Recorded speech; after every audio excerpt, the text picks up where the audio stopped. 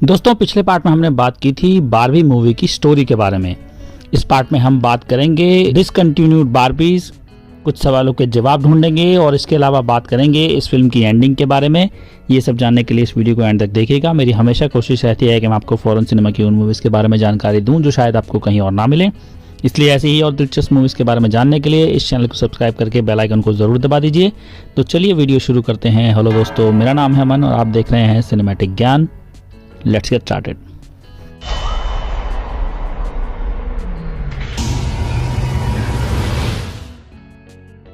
दोस्तों, सबसे पहले बात करते हैं एलन, प्रेग्नेंट मिज और ग्रोइंग अप स्कीपर को क्यों डिसकंटिन्यू किया गया। केन के कई वर्जन्स हैं, एलन का सिर्फ एक वर्जन है। 1964 में इंट्रोड्यूस किए गए एलन को मिज के बॉयफ्रेंड और केन के दोस्त के तौर पर मार्केट किया गया था, जबकि वो दशकों बाद फिर से अपीयर हुआ मिज के हस्बैंड की तरह और फिर उनके बच्चों के फादर की तरह। एलन को मिड 60s में बंद कर दिया गया था क्योंकि शायद उसमें लोगों की ज्यादा दिलचस्पी नहीं थी।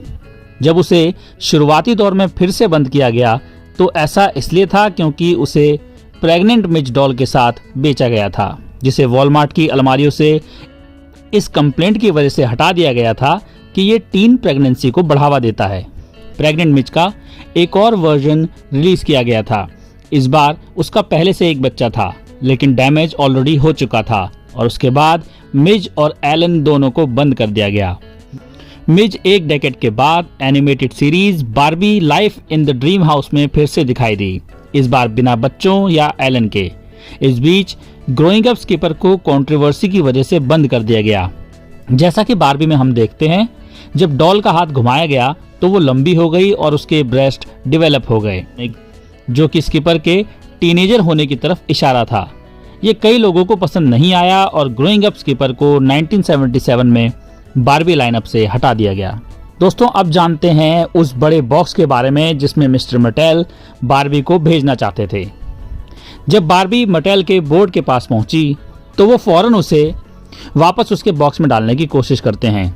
ये इमेज काफी लिटरल है, लेकिन बॉक्स खुद मिस्टर मटेल एंड कंपनी का बारबी के पोटेंशियल को बाधा में डालने की कोशिश कर रहा है, उसके एम्स को दबा रहा है। बॉक्स में वो उसके एक्शंस को कंट्रोल कर सकते हैं। वो प्लास्टिक पैकेजिंग में लिपटी हुई हमेशा के लिए एक परफेक्ट डॉल बन सकती है। इसके साथ ही बॉक्स राइटर मार्सेल प्राउस से भी जुड़ा हुआ है। जैसे ही बारबी बॉक्स में कदम रखती है, वो बॉक्स की स्मेल से ट्रिगर होकर प्रोस्टियन मेमोरी के बारे में कमेंट करती है। बॉक्स खुद पास्ट की किसी चीज को रिप्रेजेंट करता है, पर बारबी अब प्रेजेंट में आ रही है, इसलिए वो मौका मिलते ही फौरन बॉक्स से बाहर निकल जाती है। ये भी उसके अंदर हुए चेंजेस में एक बहुत बड़ा साइन है। जब हम स्टीरियोटिपिकल बारबी की बात करते हैं तो एक सवाल फिल्म में भी उठता है कि रूथ हैंडलर ने बारबी के लिए एक एंडिंग क्यों नहीं लिखी। बारबी डॉल की क्रिएशन के पीछे रूथ हैंडलर का हाथ था। उन्होंने इस फेमस मेटल टॉय का नाम अपनी बेटी बारबरा हैंडलर के नाम पे रखा था। स्टीरियोटिपिकल बारबी अब अपना एंड नहीं जानती। रूथ का कहना है उन्होंने बारबी को कभी एंड ना होने के लिए ही बनाया था। बारबी डॉल एक ऐसा आइडिया है जो हमेशा जिंदा रहता है। बारबी एक सिंबल है जिसने लड़कियों की जनरेशंस को इफेक्ट किया है। वो बनाई गई थी उस पर ढेर सारे मतलब रखकर, चाहे वो मटेल के थ्रू हो या कंज्यूमर्स के थ्रू, और वक्त के साथ चलने के लिए उसे फिर से बनाया गया, फिर से कल्पना की गई या उसे थोड़ा बदल दिया गया। ये वक्त के साथ इवॉल्व होती रही। बारबी को मारा नहीं जा सकता, चाहे कुछ भी हो। वो परफेक्शन की परछाई बनी रहती है, एक आइकॉन जो हमेशा रहेगा, फिर चाहे ये बेहतरी के लिए हो या बदतर होने के लिए। जब सब कुछ ठीक हो जाता है तो हमारे दिमाग में एक और सवाल आता है कि अब बारबी लैंड में बारबीज और केन्स का क्या होगा। बारबी का कैंडम के कब्जे से बारबी लैंड को सक्सेसफुली रिस्टोर करने के साथ डॉल के लिए चीजें मोर और लेस नॉर्मल हो गईं। हालांकि पेट्रियार्की, आइडेंटिटी क्राइसिस और रियल वर्ल्ड और उसकी परेशानियों से पर्दा उठने के इफेक्ट्स का एक्सपीरियंस करते हुए वो सभी बहुत कुछ झेल चुके थे। केन पॉसिबली ये पता लगाएगा कि बारबी के बगैर वो कौन है और इससे उस कैरेक्टर के टॉक्सिक नहीं बल्कि ज्यादा सेल्फ कॉन्फिडेंट वर्जन का रास्ता बन सकता है। बाकी केन्स भी इसको फॉलो करेंगे, खासकर तब जब वो रियल में लड़ना नहीं बल्कि बारबी के साथ बीच पर घूमना चाहते थे। इस बीच बारबीज ज्यादा इंक्लूसिव हो गईं। यहाँ तक कि वियर्ड बारबी को दूर रखने के बजाय उसे उनके साथ शामिल होने के लिए अलाउ कर दिया गया। बारबीज ने कुछ केन्स को भी कोर्स में शामिल होने की परमिशन दी, हालांकि कम कैपेसिटी में, जिसने बारबी लैंड के लिए एक बड़े बदलाव को मार्क किया। जरूरी बात यह है कि बारबी फिल्म के एंड तक बारबी और केन्स एक दूसरे को बहुत बेहतर ढंग से समझने लगते हैं।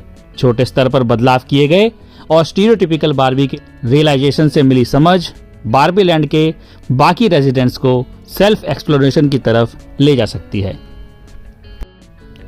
कुल मिलाकर इसकी एंडिंग का मतलब क्या है?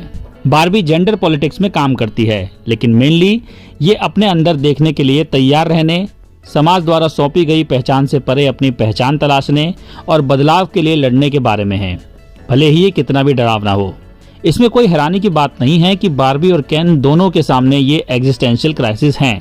हालांकि ये कैरेक्टर्स इससे अलग तरह से निपटते हैं। बारबी और केन एक नई रियलिटी का सामना करने पर खो जाते हैं और अब खुद को उतनी आसानी से डिफाइन नहीं कर पाते जितना पहले करते थे। वो अब उस कंडीशन में वापस नहीं जा सकते जैसी चीजें थीं, क्योंकि अब वो एनलाइटेंड हो चुके हैं और उन दोनों को वो काम करना होगा जो एक इंसान के तौर पर ग्रो होने के लिए करना जरूरी है। बारबी का एंड दिखाता है कि पेट्रियार्की विमेन और मेन दोनों के लिए हार्मफुल है। कैंडम में बारबीज को इसका बोझ महसूस हुआ, जहां उनके बर्ताव को ब्रेन वॉशिंग की तरह डिस्क्राइब किया गया था और उनसे उनकी पावर, आवाज और ऑटोनॉमी छीन ली गई थी, जबकि केन्स के पास पावर थी और उन्होंने टॉक्सिक बिहेवियर शो किया। केन के इमोशनली टूटने और एग्जिस्टेंशियल क्राइसिस ने उसे उन पेट्रियार्कल आइडियाज से मुक्त कर दिया कि मेल्स को इमोशंस नहीं दिखाने चाहिए या अपनी पहचान को एक्सप्लोर नहीं करना चाहिए। केन बारबीज को कंट्रोल करने और उनकी जिंदगी को दयनीय बनाने की कोशिश कर रहा था, जबकि उसे सेल्फ रिफ्लेक्शन की प्रैक्टिस करनी चाहिए थी। इसके अलावा बारबी को अब ये नहीं पता कि वो कौन है। ये चीज शोकेस करती है कि कंफ्यूज्ड और इम्परफेक्ट होना भी गलत नहीं है। दोस्तों, अब बात करते हैं इस फिल्म की एंडिंग की इंटरेस्टिंग और इम्पैक्टफुल चीज पर। वो है इस फिल्म में बोली गई आखिरी line, I am here to see my gynaecologist. आखिर ये लाइन फिल्म के एंड के लिए इतनी सटीक क्यों है? जो चीज इसे एंड के लिए इतना सटीक बनाती है वो ना सिर्फ इसका ह्यूमर है बल्कि इसका सिग्निफिकेंस भी है। बारबी अब एक इंसान है। हम मान सकते हैं कि उसके पास ह्यूमन ऑर्गन्स हैं। उन ऑर्गन्स का स्पेसिफिक कोई नेचर मायने नहीं रखता। उसे ये ऑर्गन्स कैसे मिले ये भी मायने नहीं रखता। जो बात मायने रखती है वो ये है कि अब उसमें ह्यूमन वुमनहुड के लक्षण मौजूद हैं और उसे सीखना होगा कि उनके साथ कैसे रहना है। अब मुझे लगता है कि यहाँ ये नोट करना जरूरी है कि ग्रेटा क्या नहीं कह रही हैं, और वो ये है कि वुमनहुड या मदरहुड पूरी तरह से किसी के रिप्रोडक्टिव ऑर्गन्स के स्टेटस से डेजिग्नेटेड होता है, बल्कि मेरा मानना है कि वो इसके बिल्कुल ऑपोजिट संकेत कर रही है।